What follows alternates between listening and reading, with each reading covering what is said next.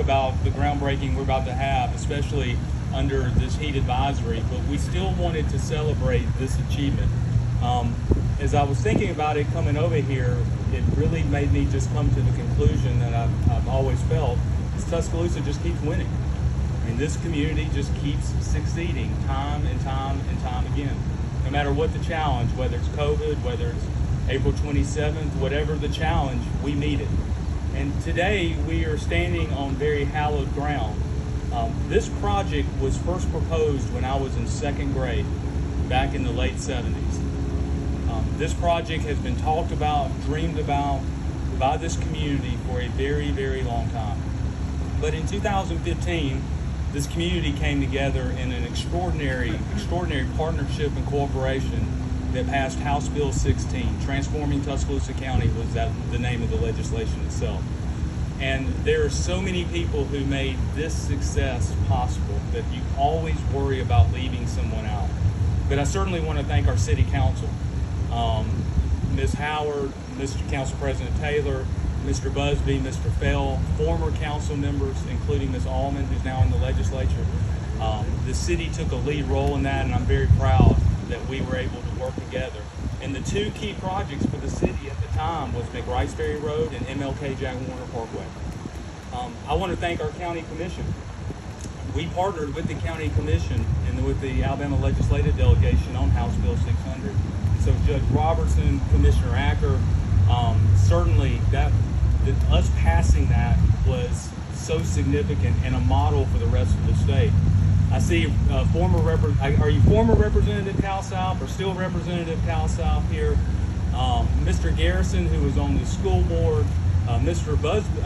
Crow, who is now represents this district but was on the school board.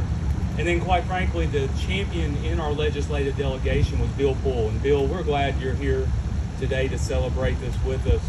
Bill now does extraordinary work for Governor Ivey in the state of Alabama. And so Bill, thank you for taking time to be here. There are so many people who made today possible. Certainly we want to thank the contractors on this, Thompson Engineering. But before I hand it over to Judge Robertson, I want to thank the members of my team. Early on in this project, we asked the TCRC for the honor of managing this project ourselves. Ultimately, through the work of Kelly Johns and Lee Sproul and the work of our team, working with our partners at AlDOT, we were able to make that happen and make the project cheaper and get the project on time. So I want to thank Brian Gurney, who could not be here today, Scott Holmes, who could not be here today, Tom Bobbitt, I don't know if Tom is out here, who did fantastic work on acquiring the right-of-way, Carly Standridge, our CFO, and all of our team members who made it possible. I'd be remiss, though, if I didn't thank the administrator for Northport, but who was city attorney during all these negotiations. Glenda Webb did an extraordinary job. Tara Tubbs, who's on her staff, did an extraordinary job helping us get to this point. There are so many champions with this project. And so as y'all always hear me say at either ribbon cuttings or groundbreakings, I always use the JFK quote that victory knows 1,000 fathers and mothers, as Ms. Howard has reminded me time and time again. Today is that victory. Another victory for this community, a community that keeps on winning. And when this road opens in fall of 2025 or early 2026, the community will win by having better infrastructure, more opportunities for economic development, and a higher quality of life. Indeed, today is a winning day for our community, and I'm proud to be part of the team that made it happen.